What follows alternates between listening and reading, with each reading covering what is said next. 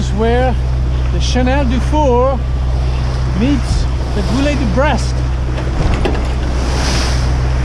Right, and there's about 6 knots of current.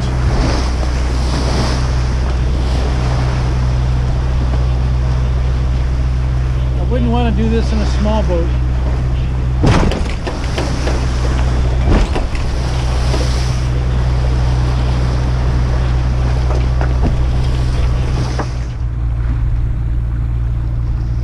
The entrance to Camaret-sur-Mer Marina.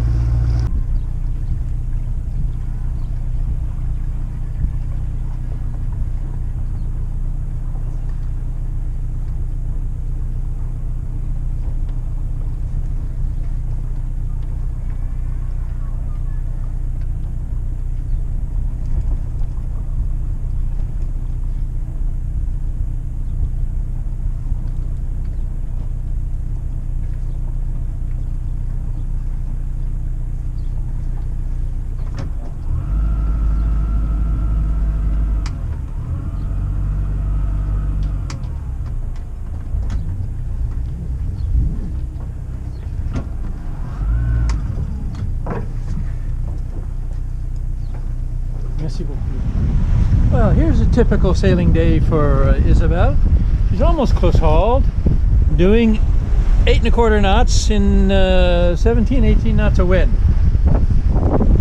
Okay, those of you who are astute observers, with full sails, no engine on, 19 knots of wind, close hauled, 8 1/2 knots.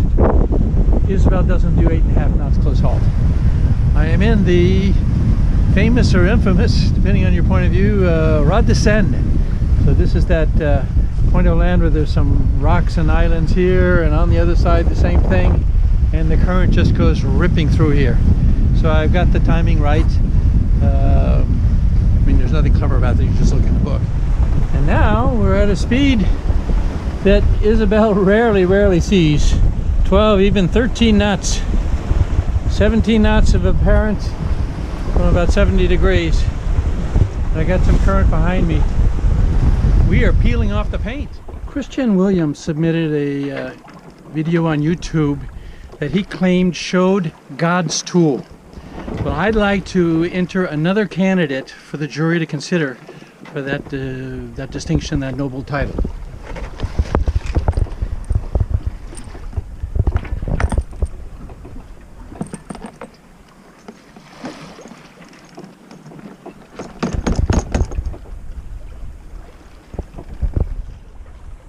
Now there you go, 20 liters transferred with nary a drop spilt.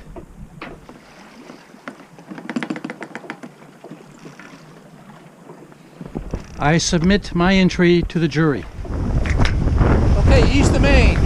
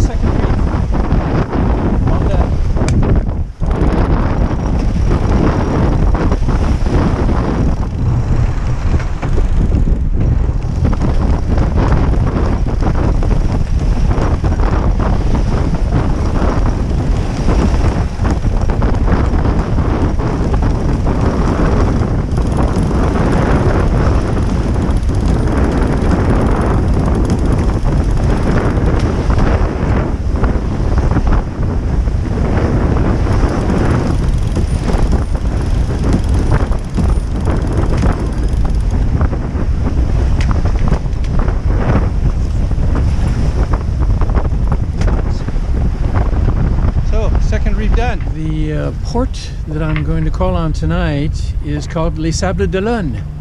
And that name may not be familiar to many of you, but I can assure you that all of the racing elite of the sailing world are very familiar with this place, because Les Sables d'Olonne is where many of the round the world races or transatlantic races either start or stop or both. And what's peculiar about this place is that the channel leading into the very sophisticated marina infrastructure, the channel at low tide is only 1 meter deep. So what often happens is the racers come and the winner crosses the finish line and there's jumping for joy and all of that, but then he can't enter the marina to celebrate until the next day because he missed the tide.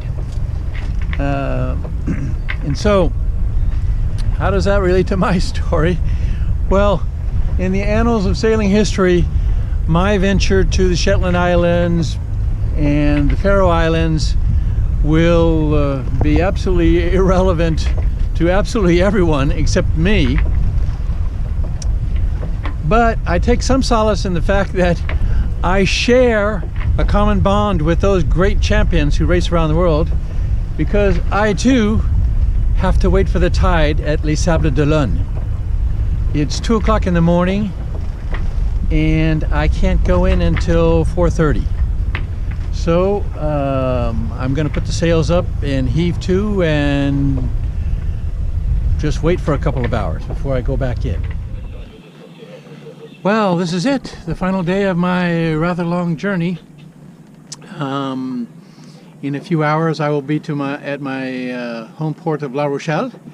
It's a beautiful day today. The sea is very calm and flat, but there's a good 9 or 10 knots of wind, so I'm doing about 5 knots, not quite 5 knots. Close hauled, of course, it's, as you would expect. So just a couple of numbers on this trip to the Shetland Islands and the Faroe Islands, and then through Ireland and back.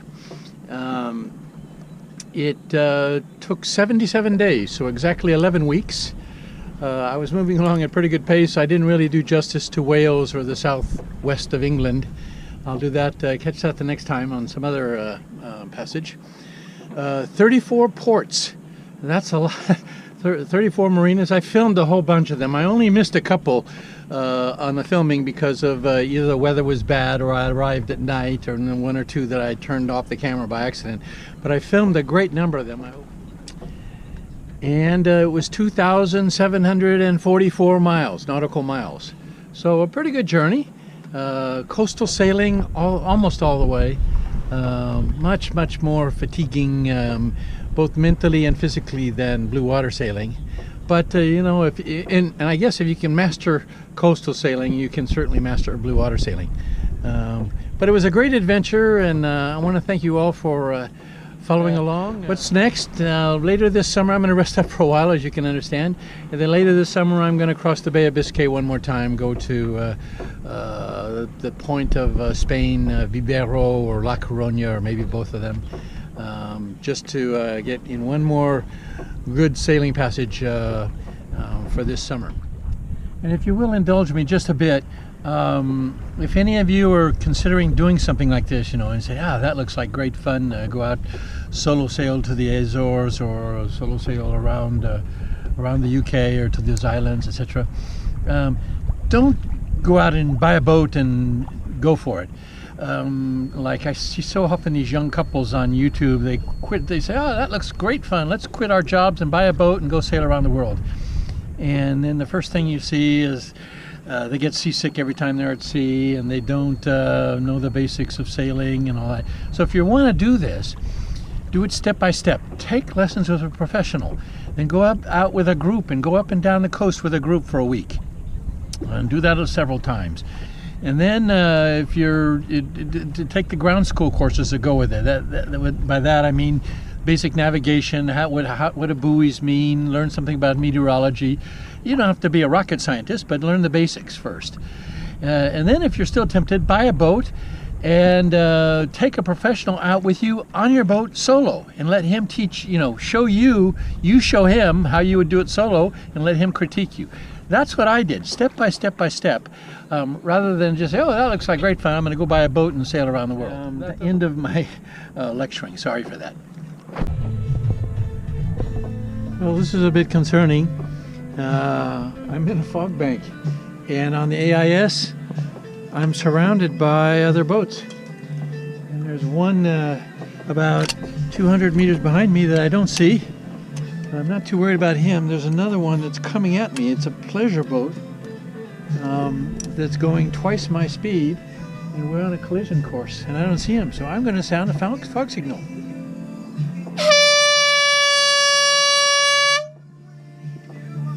Every 2 minutes. Well, he just passed a beam of me 150 meters, and I never saw him. So I don't know if you can pick him up on GoPro here, but here's another one, a sailboat, but he didn't have AIS. So that's just for you, those of you who are hesitating buying AIS. To me, that is the most absolutely essential safety item to have on a sailboat. It's just a wonderful assistance. Isabel got a little bit impatient on this final leg home. I got here too soon. I have to wait about 45 minutes for the tide. So I'm going to heave to and have a Coke.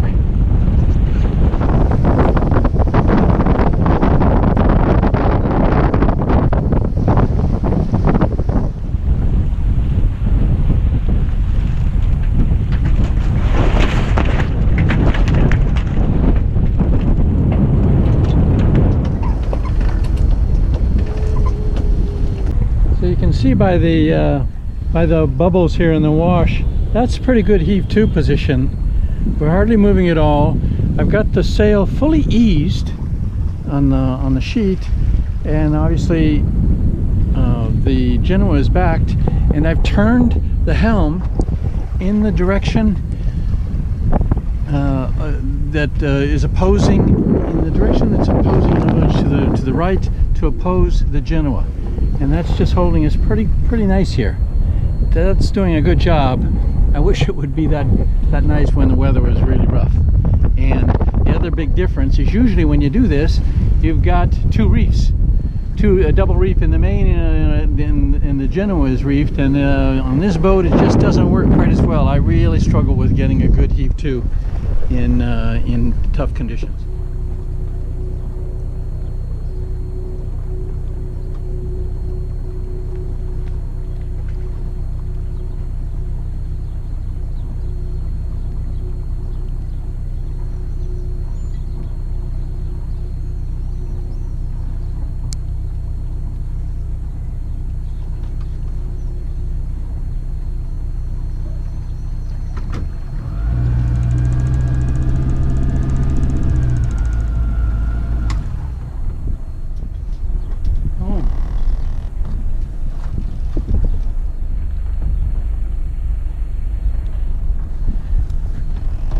That's it.